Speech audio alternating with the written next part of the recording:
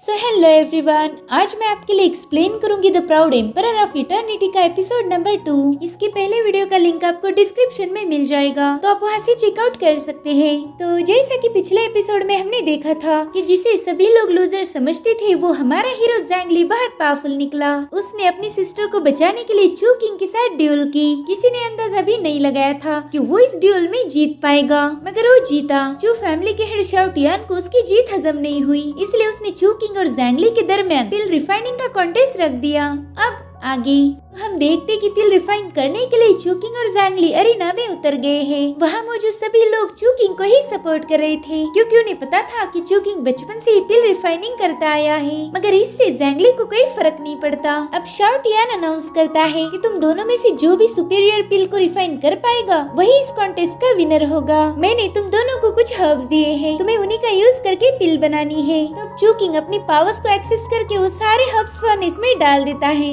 जिसके बाद उसने फर्नेस एक्टिवेट कर दी। वो अपनी पावर्स का यूज करके हर्ब्स का एसेंस बाहर निकाल रहा था। उसका ये टैलेंट देख के चू फैमिली के एल्डर्स बोल रहे थे कि वाकई चू किंग इसमें माहिर है। अगर उसने पिल रिफाइनिंग पर थोड़ी और मेहनत की तो जल्दी एक पिल रिफाइनर बन जाएगा। इधर हमारा हीरो ज़ैंगली भी हर्ब्स को इकट्ठा करके उन्हें फर्नेस में डाल देता है, और ये देखकर चू फैमिली के लोग थोड़े से शॉक हो गए थे, क्योंकि उन्हें लग रहा था कि ज़ैंगली को ये सब आता ही नहीं। तभी वो दूसरे एल्डर कहते कि शायद ये भी पिल रिफाइनिंग करना जानता है, इसलिए तो उसने पिल रिफाइनिंग कॉन्टेस्ट के लिए फटाक से हाँ बोल दी थी। इधर ज़ैंगली अपनी स्किल दिखाकर चू किंग को तगड़ी टक्कर दे रहा था। शाओ टियान और मिसलिन उसकी स्किल देखकर अमेज हो गए थे। इधर ये दोनों भी अपनी अपनी पावर्स का यूज करते हुए हर्ब्स का एक्सट्रैक्ट निकालने में लगे हुए थे। चू किंग दिल में ही कहता है कि तुम चाहे कितनी भी कोशिश कर लो, मेरी जैसी हायर क्वालिटी की पिल तुम कभी भी रिफाइन नहीं कर पाओगे, और आज मैं तुम्हें तुम्हारे औकात दिखा कर रहूंगा। इधर फर्नेस में उसके हर्ब्स ने अपने एसेंस छोड़ दिए थे, जिससे वहाँ पर 4 पिल्स तैयार हो जाती है। अब उन सभी को मिलाकर एक बहुत ही पावरफुल पिल फॉर्म कर लेता है, जिसके बाद ज़ैंगली से कहता है कि ये सब नाटक बंद कर दो, सबको पता है कि तुम पिल रिफाइन नहीं कर सकते, तो चलो अब हार मान जाओ। मगर ज़ैंगली उसकी बातों को कम्प्लीटली इग्नोर करते हुए अपनी रिफाइनिंग पर फोकस कर रहा था। इधर शाओ टियान का दिल जोरों से धड़कता है। वो कहते कि बस चू किंग ये कॉन्टेस्ट जीत जाए, फिर मेरे सारे प्लान सही जाएंगे। वहीं पर रूशन अपने भाई को गौर से देख रही थी। वो ज़ैंगली की स्किल को देखकर बहुत प्राउड फील करती है, क्योंकि अब वो निकम्मा ज़ैंगली नहीं रहा था। अब ज़ैंगली चू किंग से कहता है कि मुझे ऐसा लग रहा है कि तुम लास्ट फाइट से कुछ भी सबक नहीं सीखे। तो चू किंग थोड़ा कंफ्यूज होकर पूछता है कि आखिर तुम कहना क्या चाहते हो, मगर ज़ैंगली उसे कोई जवाब नहीं देता।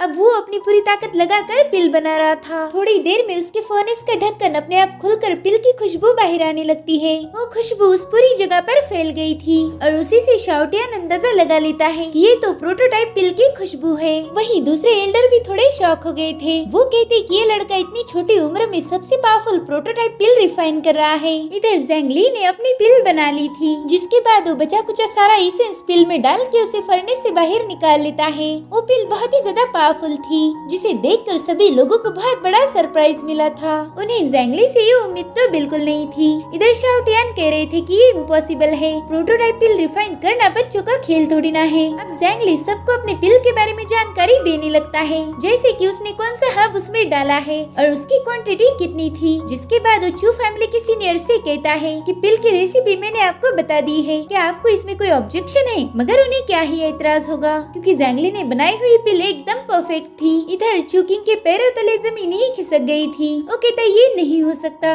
तुम पिल रिफाइन नहीं कर सकते थे। लेकिन अब वो बहुत भड़क गया था, क्योंकि उसका ईगो जो अड़िया जाता है, वो बहुत ही शार्प ऑब्जेक्ट से ज़ैंगली पर अचानक से हमला कर देता है। मगर इससे पहले कि ऑब्जेक्ट ज़ैंगली में घुस पाए, वो उसे साइड में हटा देता है, और वही वेपन सीधे चू किंग को हिट करता है। चू किंग इसमें बुरी तरह से घायल होकर नीचे गिर गया था, और उसकी ऐसी हालत देखकर सभी लोग हैरान थे। इधर ज़ैंगली को याद आता है कि लियू फे ने उसे पहले ही आगाह कर दिया था कि कोई उसे जान से मारने की कोशिश करना चाहता है। शायद लियू फे चू किंग के बारे में ही बात कर रही थी। इधर चू किंग हीलिंग पिल खाकर जैसे तैसे उठ जाता है। अब ज़ैंगली कह रहा था कि हमारे शियांग टाउन के सबसे महान टॉप टैलेंट से मुझे ऐसी टुच्ची हरकत की उम्मीद बिल्कुल नहीं थी, और चुकिंग के पास इसका कोई जवाब नहीं था तो शाओटियान को देखने लगता है।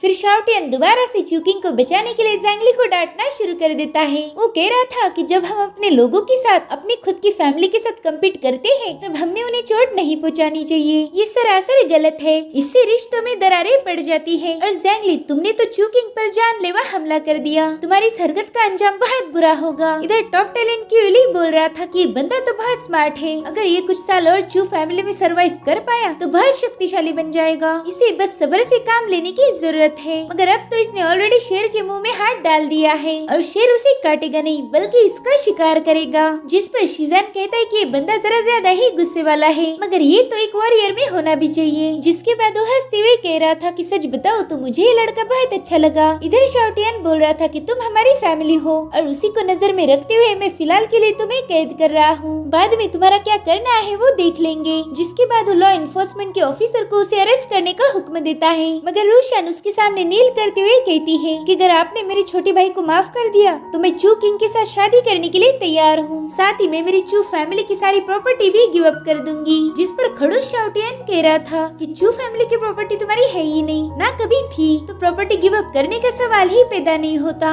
उसकी बातों से रूशान को उस पर बहुत गुस्सा आ रहा था। अभी शाओटियान कहता है कि मैं तो बस हमारी फैमिली के रूल्स को फॉलो कर रहा था, तो अब अगर तुम चू किंग के साथ शादी करने के लिए तैयार हो फिर तो मैं भी ज़ैंगली को माफ कर दूंगा। इधर ज़ैंगली अपने सिस्टर से कह रहा था कि तुम्हें इसके सामने घुटने टेकने की जरूरत नहीं है, एक नंबर का वाहियात इंसान है। ये सुनकर वहाँ मौजूद डिसाइपल बोल रहे थे कि ज़ैंगली का दिमाग शायद ठिकाने पर नहीं है, ये तो शाओटियान के साथ बदतमीजी कर रहा है, इसे शायद पता नहीं कि शाओटियान इसका क्या हशर कर सकता है। इधर शाओटियान भी ज़ैंगली पर बहुत भड़क गया था। वो कहते शायद तुम्हें मरने की ज्यादा जल्दी लग रही है। अब वो अपने लॉ ऑफिसर्स को हुक्म देता है कि जाकर इसे अरेस्ट कर लो और अगर वो तुम्हें रोके तो इस कमीने को ऑन द स्पॉट खत्म कर दो। अब वो तीनों लॉ ऑफिसर ज़ैंगली को अरेस्ट करने चले जाते हैं। उन तीनों ने अपनी पावर्स को एक्टिवेट कर दिया था। इधर ज़ैंगली भी वही करता है, उनका सामना करने के लिए पूरी तरह से रेडी था और तभी वो तीनों ऑफिसर्स उस पर अटैक करने के लिए जंप लगाते हैं। उतने में ही ज़ैंगली को किसी लड़की की चिल्लाने की आवाज आ रही थी। उस आवाज को सुनते ही ज़ैंगली समझ गया था कि ये कोई और नहीं बल्कि लियू फेई है, तो तुरंत ही अपनी पावरफुल ऑरा को रिलीज करते हुए उन सभी ऑफिसर्स को पुश कर देता है। जिसके बाद वो सीधे चुयान के कमरे की तरफ जाने लगता है। वहाँ पर चुयान के चमचे भी थे। वो कहते हैं कि मास्टर ने बोला था कि किसी को भी उनके कमरे में जाने ना दिया जाए, तो वो लोग ज़ैंगली को रोकने की कोशिश करने लगते हैं, मगर ज़ैंग उन्हें पंचेस मार के रास्ते से हटा देता है। इधर चुयान लियू फेई के साथ जबरदस्ती कर रहा था, साथ ही उसने उसके साथ मारपीट भी की थी। अब वो उसके बाल पकड़कर कहता है कि तुम में बहुत एटीट्यूड है और वही तो मुझे अच्छा लगता है। और तब तक वहाँ पर ज़ैंगली पहुँच चुका था। वो देखता है कि लियू फेई के कपड़े सही हालत में नहीं है और कमीना चुयान उस पर जबरदस्ती कर रहा है। ये सब देखकर ज़ैंगली की तो जैसे खून में ही आग लग गई थी। अब वो सीधे जाकर चुयान पर बस एक ही पावरफुल पंच जड़ देता है, जिससे वो बुरी तरह से घायल होकर नीचे गिर गया था। जिसके बाद लियू फेई को कुछ कपड़े देकर कंफर्ट करता है। इधर अरीना में शाओटियान ने रूशान को ही अरेस्ट करने का ऑर्डर दिया था और तभी ज़ैंगली की आवाज आती है। वो कह रहा था कि शायद तुम्हें मार खाने की बहुत तलब लग रही है। उसकी आवाज सुनते ही लॉ ऑफिसर उस पर हमला करने चले जाते हैं, मगर वो ज़ैंगली नहीं बल्कि चुयान था, जो किंग से अपने छोटे भाई की हालत देखी नहीं जा रही थी। साथ ही शाओटियान भी बहुत भड़क गया था और तभी वहाँ पर ज़ैंगली लियू फेई को लेकर पहुँच जाता है। अब चू किंग अपने घायल भाई को लेकर उसे हील करने चला जाता है। इधर शाओटियान ज़ैंगली से बोल रहा था कि लड़के तुमने इस बार हद पार कर दी है, तुमने एक लड़की के लिए अपनी फैमिली पर ही हाथ उठाया, उसे इतना जख्मी कर दिया। जिस पर ज़ैंगली कहता है कि मैंने तो बस उसे थोड़ा सा पीटा है और इसके लिए आपको मेरा शुक्रिया अदा करने की कोई जरूरत नहीं है। तो शाओटियान कहते बहुत अच्छे बेटा बहुत अच्छे, चलो अब मैं भी देखना चाहता हूँ कि तुम में और कौन सी स्किल है जिनका यूज करके तुम खुद को मेरे लोगों से बचा पाओगे। अब वो जोर से बोलते हैं कि कोई है जो इस गद्दार को कैप्चर कर पाए, इस कमीने ने हमारी फैमिली के नियमों को तोड़ा है। ये सुनकर चू फैमिली के सीनियर तुरंत ही ज़ैंगली को कैप्चर करने के लिए कूद जाते हैं। यूली कह रहा था कि अब तो ये लड़का नहीं बच पाएगा, ये लोग पता नहीं इसका क्या हशर करेंगे। इधर रूशान भी बहुत घबरा गई थी, तो ज़ैंगली उससे कहता है कि मेरी प्यारी बहना तुम्हें घबराने की जरूरत नहीं, ये बुड्ढे मेरा क्या ही बिगाड़ लेंगे, तो तुम एकदम बेफिक्र रहो। जिसके बाद लियू फेई से कहता है कि मेरी सिस्टर के पास जाकर रुक जाओ, तो रूशान के पास चली जाती है। इधर चू फैमिली के सीनियर्स और लॉ इन्फोर्समेंट के लोगों ने ज़ैंगली को चारों ओर से घेर लिया था। वो कहता है कि देखता हूँ कि तुम मेरे साथ क्या करोगे। जिसके बाद वो भी अपनी पावर्स को एक्टिवेट करते हुए फाइट के लिए रेडी हो जाता है। शाओटियान कह रहे थे कि मौत तुम्हारे सामने खड़ी है और तुम अभी भी घमंड दिखा रहे हो, मगर शाओटियान को दिल में ही पता था कि ज़ैंगली जैंगली ने अबेंडन गोल्डन मेरिडियन आर्ट और 9 थंडर सील का यूज किया है, मगर ये दोनों टेक्निक भी इनकम्प्लीट है। तो आखिर जैंगली ने उन्हें मास्टर कैसे कर लिया?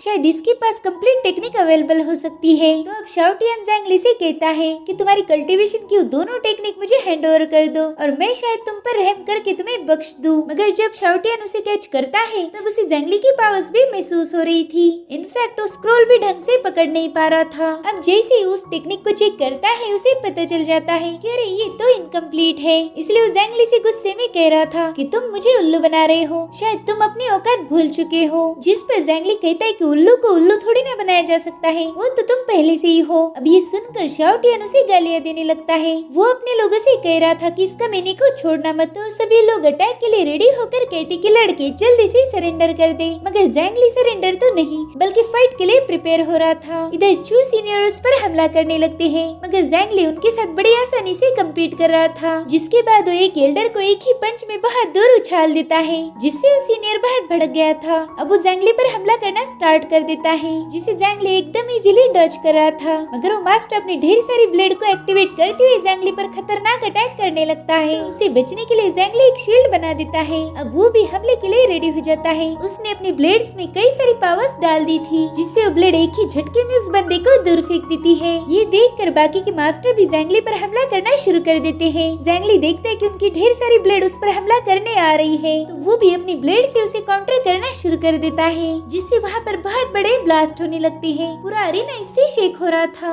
इधर रूशन जैंगली से पूछ रही थी कि भाई तुम ठीक तो हो ना? तो कहते तुम फिक्र नहीं करो, आज तो मैं इन लोगों की छुट्टी कर दूंगा। जिसके बाद जैंगली ने गोल्डन मेरिडियन को एक्टिवेट कर दिया था। अब वो अपनी सारी पावर्स एक ब्लेड में डालना शुरू कर देता है। जो फैमिली के सीनियर्स उसकी पावर्स देखकर दंग रह गए थे। वो कहते कि हमने सपने में भी नहीं सोचा था कि बंदा इतनी सारी पावर्स को पजेस करेगा। ये कल्टीवेशन में बहुत आगे पहुंच गया है। जिसके बाद एक सीनियर ने बहुत बड़ा फ्लेम पाम क्रिएट कर दिया था। वहीं पर दूसरे सीनियर ने विंड स्पिरिट फिंगर को एक्टिवेट कर दिया था और तीसरा सीनियर 3 लोटस ट्रांसफॉर्मेशन को एक्टिवेट करके एक बहुत बड़ा विशाल लोटस बना देता है। इन तीनों ने जैंगली को कैप्चर करने के लिए अपनी अल्टीमेट टेक्निक का यूज किया था। जिसके बाद इन तीनों चीजों से जैंगली पर एक साथ हमला कर देते हैं। इधर जैंगली ने भी 9 थंडर सील की खास मूव 1 सील थंडर बोल्ट को एक्टिवेट कर दिया था और इसी की मदद से वो काउंटर अटैक कर देता है और थोड़ी देर में जैंगली ने उनके अटैक को डिस्ट्रॉय कर दिया था। अब जैंगली उनसे कह रहा था कि तुम लोग बुढ़े हो चुके हो,